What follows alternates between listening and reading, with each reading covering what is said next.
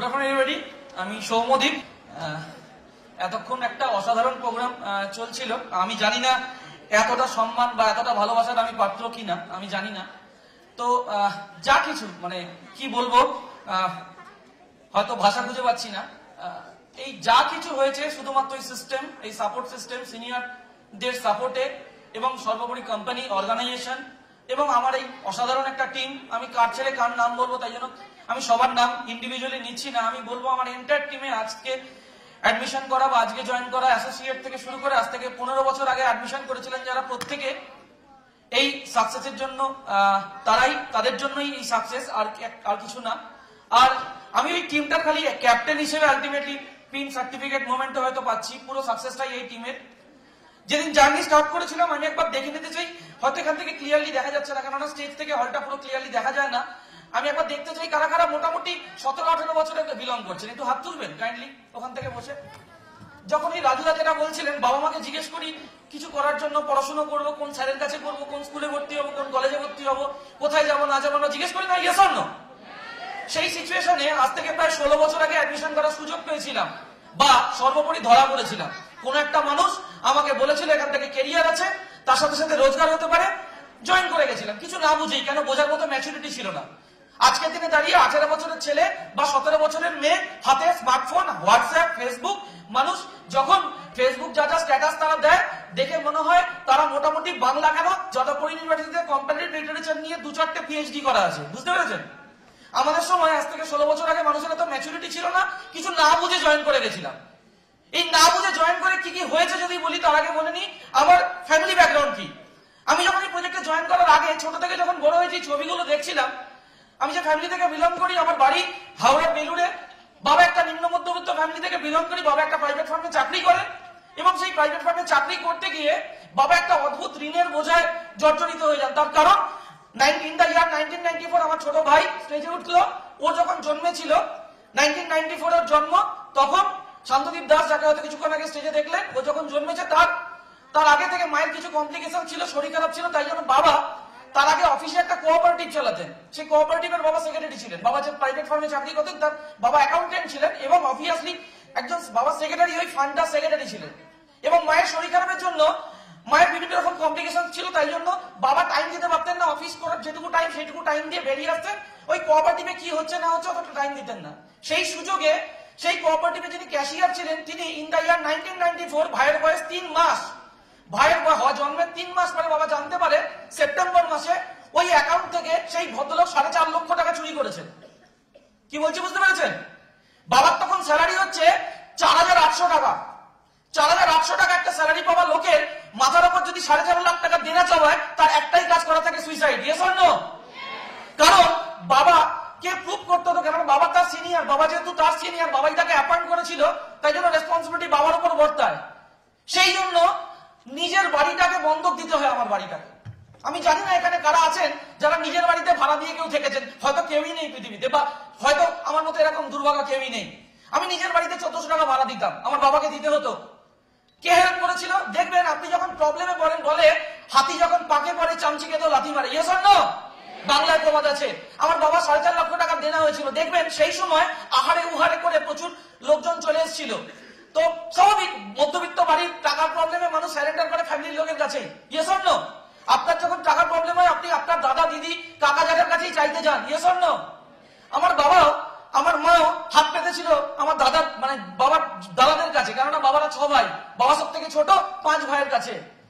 আমার জেঠুরা তখন হেল্প করেছিল। আমার এক জেঠু, তিনি আজকে এখানে নেই, মানে এখানে নেই কেন, পৃথিবীতেই নেই। বড় জেঠু, বাবার থেকে প্রায় 21 বছরের বড়। আগেকার দিনে মানে যেহেতু অনেকগুলোর ভাই বোন থাকতো, অনেকটা ডিফারেন্স এই যে, সেই জেঠু তার ছেলের বয়সী ভাইকে একটা বলেছিল কথা, ঠিক আছে তোকে আমি 1.5 লক্ষ টাকা দেবো। দেন না, 1.5 লক্ষ টাকা দেবো, 1,35,000 দিয়েছিলেন, কিন্তু বলেছিলেন 1.5 লক্ষ টাকা দেবো, তার বিনিময়ে তোর বাড়িটা আমার কাছে বন্ধক দিতে হবে। বাবা আজও বিলিভ করেন দাদা সেদিন হেল্প করেছিল, এবং জেঠু তখন বলেছিলেন কিন্তু যেদিন দিবি ফেরত নেবো, সেদিন সেই দিনের মূল্যে ফেরত নেবো। ক্লিয়ার করতে পারছি? এবং 1400 টাকা করে ভাড়া দিতে হবে, মর্টগেজ ভাড়া। বুঝতে পেরেছেন? আমি বাবাকে আজও বিশ্বাস করাতে পারিনি জেঠু সেদিন বাবাকে হেল্প করেনি। জেঠু ব্যাংকের বদলে বাবার কাছে ফাইন্যান্সিয়াল ইনভেস্টমেন্ট করেছিলেন। Yes or no? বাবার সাথে ইনভেস্টমেন্ট করেছিলেন বাবার কাছে। তো সেই সিচুয়েশনে আমি ছোট থেকেই, যখন হয়তো এখানে অনেকে বসে আছেন মনে হচ্ছে কেন বসে থাকবো বা কেনই কেরিয়ার তৈরি, আদৌ 18 বছর বয়সে কেরিয়ারের প্রয়োজনীয়তা মানুষ ফিল করে না। আমি তখন আমি 3-তে পড়তাম, ভাই যখন হয় তখন আমি 3-তে পড়তাম। আমি সেই থেকেই বাবার কাছে কিছু চাইতাম না, না একটা জুতো, না একটা জামা, না একটা জামা কাপড়, কিছু চাইতাম না। আমি বুঝতাম বাবা যদি না দিতে পারে কষ্ট হবে। ইভেন কি ভাইয়ের সামনেই বলছি, ভাইয়ের 5.5 বছর বয়স, 5.5 মাস বয়সে মুখে ভাত দিতে হয়েছিল, কারণ বেবি ফুডের টাকাটা কেনার টাকা থাকতো না 3 মাস বয়সে এই প্রবলেমটা হওয়ার জন্য। ভাইকে 5.5, কেননা বাঙালিদের 6 মাস বয়সে মুখে ভাত দেয়, ভাইয়ের 5.5 মাস বয়সে দেওয়া হয়েছিল, কারণ যত তাড়াতাড়ি বেবি ফুড ছাড়িয়ে ভাত বা রুটিতে আনা যাবে তত খরচা কমবে। ভাইকে তাই আমিও ছোট থেকে ওটা ফিল করতাম। এবং আমার বাড়িতে সবাই এডুকেটেড। শুভঙ্কর বললো অনেকে হয়তো পড়াশোনা, আমার বাড়িতে সবাই এডুকেটেড, মানে আমার বাড়িতে যারা মাস্টার্স করেনি সেটা পাপ, মাস্টার ডিগ্রি না করাটা পাপ আমার ফ্যামিলিতে। আমার ম্যাক্সিমাম দিদি দাদারা টিচার, কেউ কলেজের প্রফেসর, কেউ পিএইচডিও করেছেন, কেউ মাস্টার্স করেছেন, কেউ এমফিল করেছেন। এই সিচুয়েশনে এরকম একটা ফ্যামিলি থেকে যখন বিলং করি, সেই ফ্যামিলির লোকেরা আপনারা বুঝতেই পারছেন, পাণ্ডিত্যর সাথে যখন পড়াশোনার সাথে যখন একটা মানুষ আকলামি চলে যায়, মানে একটা পড়াশোনা যখন বেশি করে ফেলেন মানুষ একটুখানি আতেল টাইপের হয়ে যান, সব জানতা টাইপের হয়ে যান। আমার ফ্যামিলির লোকেরাই সব ছিল। আমার বাবা মা তাই জন্য যেহেতু ফাইন্যান্সিয়ালি অন্যের উপর ডিপেন্ডেন্ট ছিলেন, আমার পড়াশোনার ক্ষেত্রে সবকিছু হিসাব নিতেন অন্যের কাছ থেকে। মাধ্যমিকে ভালো রেজাল্ট করেছিলাম, রেজাল্ট করার পরেও আমাকে ইকো সায়েন্স নিয়ে পড়তে বাধ্য করা হয়েছিল। আমাকে বোঝানো হয়েছিল ইকোনমিক্স এবং জিওগ্রাফিতে ভালো ফিউচার আছে। তখন বুঝতে পারিনি ইকোনমিক্স এবং জিওগ্রাফিতে ভালো ফিউচার নেই, কারণ আমি যদি সায়েন্স নিয়ে ভর্তি হই জেঠুদের কাছে পাশে টাকা চেয়ে ফেলি। তাই জন্য আমাকে ইকোনমিক্স জিওগ্রাফি, কারণ ইকোনমিক্সের টিচারটাও বাড়িতে পাওয়া যাবে, জিওগ্রাফি টিচারটাও বাড়িতে পাওয়া যাবে, ম্যাথামেটিক্সের টিচারটাও বাড়িতে পাওয়া যাবে, ফিজিক্স কেমিস্ট্রিটা পড়তে গেলে অন্য জায়গায় ফিস দিতে হবে। তাই জন্য আমাকে বলা হয়েছিল এরকম একটা সাবজেক্ট নিয়ে পর কেরিয়ার আছে। উচ্চ মাধ্যমিকে যথারীতি ভালো রেজাল্ট করলাম, কলকাতার একটা কলেজ চান্স পেলাম বিদ্যাসাগর কলেজে। আরেকটি কলেজে পড়ার স্বপ্ন ছিল, যেটা হয়তো এখানে বসে থাকা সবার থাকে, প্রেসিডেন্সি কলেজ। চান্স পেয়েও পড়তে পারিনি, কারণ অলরেডি ভর্তি হয়ে গেছিলাম বিদ্যাসাগরে, 1700 টাকা লাগতো, আর খরচাটা করা যায়নি। সেই সময় এই প্রজেক্টের সুযোগ পাই, স্মার্ট ভ্যালুর সুযোগ পাই, হাতটা ধরে ফেলি। আমার কাছে অপশন ছিল না, কারণ তখন আমি 1400 টাকা ভাড়া দিতাম বাড়ি, তখন আমার কাছে কোনো অপশন ছিল না। ইংরেজিতে একটা কথা আছে, বেগার শুড নট বি চুজার্স। আমি যদি ভিখিরি হই, আমি বিরিয়ানি খাবো না, ভাত খাবো, অপশন থাকে না। বিশেষ করে মধ্যবিত্ত মানুষ, দেখুন নিম্নবিত্ত মানুষ যা খুশি করতে পারেন, উচ্চবিত্ত মানুষ যা খুশি করতে পারেন, প্রবলেমটা হচ্ছে মধ্যবিত্ত মানুষ। সেই মানুষটা দেখবেন, ছোটবেলায় একটা কবিতা বলেছি উলঙ্গ রাজা নীরেন্দ্রনাথ চক্রবর্তীর, রাজা তোর কাপড় কোথায়, ওই বাচ্চাটা বলতে পারতো ইয়েস অর নো। কারণ ওই মধ্যবিত্ত মানুষ, আমি কিছু করে নেই, মানে আমার আলটিমেটলি কিছু নেই, কিন্তু দিখাওয়াটা করতে হয়, ইয়েস অর নো, মধ্যবিত্তদের ইয়েস অর নো। এই দিখাওয়াটা করতে হয়, এই দিখাওয়াটা ছেড়ে ফেলেছিলাম। এবং 18 বছর বয়সে কলেজের পড়াশোনার সাথে সাথে কাজটা স্টার্ট করেছিলাম। তখন জানতাম না আমার সাথে এই টিমটা জুড়বে। এবং আজকে হিপোক্রেসি করেনি, সেই দিনই ভাই তখন 5-এ পড়তো, ভাইয়ের নামে একটা আইডি খুলে রেখেছিলাম। আজকে তো এখানে অনেকে ভাবছেন এটা কেরিয়ার কি কেরিয়ার না। আমি জানতাম আমি যদি এখান থেকে কেরিয়ার না তৈরি করি, ভাইয়ের পড়াশোনাটা নিয়েও গিনিপিগের মতো কাটা ছেড়া চলবে। বুঝতে পারছেন কি বলতে চাইছি? আমার সেদিন যে স্বপ্নটা ছিল, সেই স্বপ্নটা আমি যেহেতু ফ্যামিলিকে ফাইন্যান্সিয়ালি সাপোর্ট করি, ভাই ফুলফিল করতে পারে। ভাই আজকে ইলেকট্রিক্যাল ইঞ্জিনিয়ার বলতে পারে, সে জায়গাতে দাঁড়িয়ে বলে বসে ভাই আজকে বিটেক ইঞ্জিনিয়ারিং কমপ্লিট করেছে। সেই বাড়িটা আজকের দিনের মূল্যে 2013 সালে ছাড়াতে পারি। সেই দিনের মূল্যে জেঠুর কাছে টাকা দিয়ে ছাড়িয়ে 2013 সালে ছাড়াই। আর অ্যাচিভমেন্টের কথা যদি বলি, দেখুন জীবনে বাবা মা বা ফ্যামিলির লোক, দেখুন জীবনে মানুষ বাবা মার থেকে ভালো কাউকে বাসে না। বাবা মা, দেখুন বাবা মারা যখন দেখবেন বাবা মারা কোনো জিনিসের জন্য অসহায়, বাবা মা যখন কোনো টাকা পয়সা রিলেটেড কোনো কারণে অসহায়, সেদিন যদি আপনি আপনার বাবা মার পাশে না দাঁড়াতে পারেন, সেরকম ছেলে না হওয়ার থেকে বেটার। বুঝতে পেরেছেন কি বলতে চাইছি? আমার তো মনে হয় আমি আমার যেদিন খুব অসহায় লাগতো, বাবা মাকে ফাইন্যান্সিয়ালি হেল্প করতে পারতাম না, যখন ছোটবেলা থাকতাম, মনে হতো আমি কেন বড় হইনি, ওদের থেকে টাকা আমি যদি রোজগার করতাম। কিন্তু স্টুডেন্ট লাইফে তো রোজগার করার অপশন নেই। যেদিন কাজটা স্টার্ট করেছিলাম, ছোট ছোট জিনিস করতে আরম্ভ করেছিলাম। বাড়িতে কম্পিউটার কেনা থেকে শুরু করে, বাইক কেনা থেকে শুরু করে, বাড়িতে ছোট ছোট হোম অ্যাপ্লায়েন্সেস কেনা থেকে শুরু করে অ্যাচিভমেন্ট স্টার্ট হয়। ওই অ্যাচিভমেন্টের লিস্ট বলা যাবে না। কিন্তু জীবনে একবার বাবার সাথে ঘুরতে গেছিলাম পুরীতে, ইচ্ছা ছিল ঘুরতে নিয়ে যাওয়ার। আজকে আমার বাবার সাথে যে ছবি দেখলেন, ওই ছবিটা কলকাতা এয়ারপোর্ট বা দিল্লি এয়ারপোর্ট নয়, শুধু অস্ট্রেলিয়ার পাশে বালি এয়ারপোর্টে।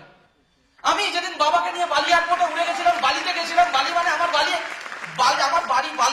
হচ্ছে BALLY তে, আর ঘুরতে গেছিলাম BALI তে। বুঝতে পেরেছেন কি বলতে চাইছি? দুটো বালি, একটা ইন্দোনেশিয়ায়, একটা হাওড়ায়। বুঝতে পেরেছেন? তো যাই হোক, বাবাকে নিয়ে বালিতে গেছিলাম। বাবা যখন ফ্লাইটটা কুয়ালালামপুর, মানে বালি যেতে গেলে কোথাও মালয়েশিয়া যেতে হয়, কুয়ালালামপুর শহর থেকে যখন ফ্লাইটটা উঠছিল, বাবা বললেন, কেননা পুরো মনে হচ্ছিল মানে কালো, মানে একটা কাপড়ের উপরে সোনা ছড়ানো আছে, চকপক চকপক করছিল। বাবা বললেন, ভাগ্যিস তো আমাদের কি ক্যারিয়ার না ডিসাইড করে নেওয়ার প্রথম দিন আপনি ডিসাইড করতে পারবেন না। একটা ছোট্ট জিনিস যদি বলি, ছোট থেকে যখন বড় হন আপনার ফ্যামিলি আপনাকে, আপনার বাবা মা আপনাকে বারবার করে বোঝাবেন বা ফ্যামিলির লোক আপনাকে বোঝাবে টাকাই সবকিছু নয়। বুঝতে পারছেন কি বলতে চাইছি? জীবনে টাকাতেই সবকিছু হয় না। কিন্তু এই কথাটা যদি আপনি বিলিভ করে নেন, জীবন আপনাকে প্রতিটা মুহূর্তে বোঝাবে টাকাটাই সবকিছু। বুঝতে পেরেছেন কি বলতে চাইছি? আপনাকে জীবন প্রতিটা মুহূর্তে বোঝাবে। আপনি ভালো পড়তে যাবেন মানে কোন ইনস্টিটিউটে ভর্তি হতে যাবেন, টাকা চাই। আপনি ভগবান না করুক কোনোদিন, দেখুন আজকে যখন 18 বছর আপনার বয়স না, আপনি বিলিভ করবেন না আপনার বাবা মারও কোনোদিন 58 বছর বয়স হবে, আপনার মায়েরও চুলটা পাকবে, বাবারও চুলটা পাকবে। কিন্তু সেই দিনটাও একদিন আসবে, কারণ আপনার বয়স তো একদিন 30 বছর হবে। Yes or no? Yes or no? আর আমরা যা ফুড হ্যাবিট খাই, যা খাই, তাতে হার্ট অ্যাটাক হতেই পারে। বুঝতে পেরেছেন কি বলতে চাইছি? আজকে দাদা যে স্টেজে কথাগুলো বলছিলেন না, যে হার্ট অ্যাটাক হলে কি হতে পারে বা শরীর খারাপ হলে কি হতে পারে, আমি প্র্যাকটিক্যালি ফিল করেছি। আমার বাবার একটা ম্যাসিভ হার্ট অ্যাটাক হয়।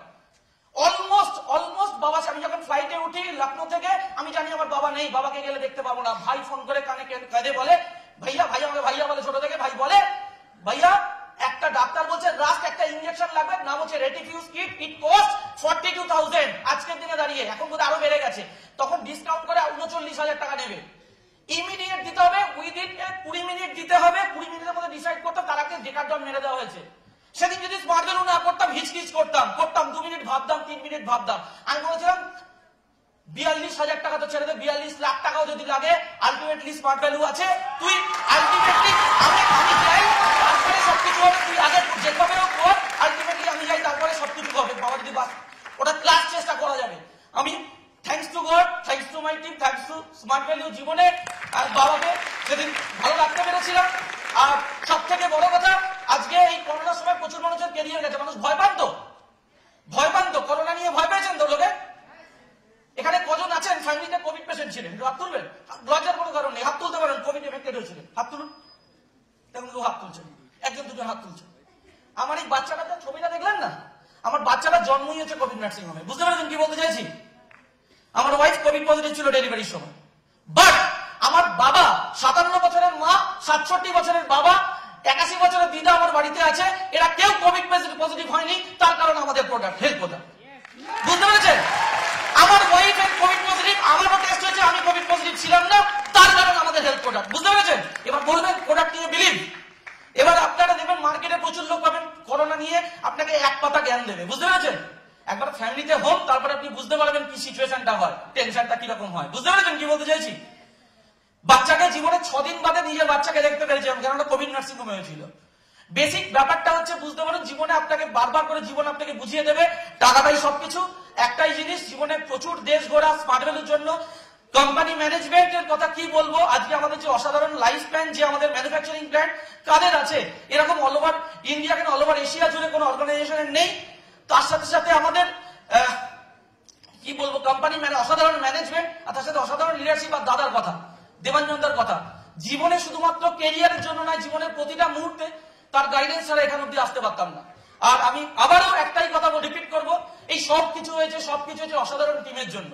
এই টিমটার জন্য আমি চাইবো, অসাধারণ কোম্পানির জন্য এবং আমার এই অসাধারণ টিমের জন্য একটা বড় লেভেলের ক্ল্যাপিং হয়ে যাক। তো thanks to smart value, thanks to my team. জীবনে যা কিছু যেখানে অব্দি আসতে আরো অনেক দূর যাওয়া বাকি। আজকে হয়তো এখানে বসে থেকে, পেছনে বসে থেকে যারা ভাবছেন এখানে আসা পসিবল কিনা, আমি বলবো 100% পসিবল। আমার যদি 15 বছর এখানে আসতে পারি, আপনি 5 বছরে আসতে পারবেন, কারণ আজকে ডাইরেকশনিং একটা অ্যাপ্রুভড প্রফেশন। বুঝতে পেরেছেন কি বলতে চাইছি? আমরা যেদিন এসেছিলাম লোকে বলতো কি করিস, মা বলতো কি করি, কিছু বুঝতে পারি না, কিন্তু আজকে একটা অ্যাপ্রুভড প্রফেশন। আজকে আমি যে প্রবলেম গুলো কাজ করতে গিয়ে ফেস করেছি, বাড়ির লোক বলতে বারণ করতো, ভাইকে বারণ করেনি। আজকে দীপঙ্করকে যে কারণে দীপঙ্করের মা বাবা বারণ করতো, শুভঙ্করকে বারণ করেনি। কারণ হচ্ছে তারা প্রুভ করতে পেরেছে এটা ক্যারিয়ার। তো আপনারা প্রুভ করুন, আপনাদের লাইফে বেটারমেন্ট আসবে। থ্যাংক ইউ দাদা, থ্যাংক ইউ।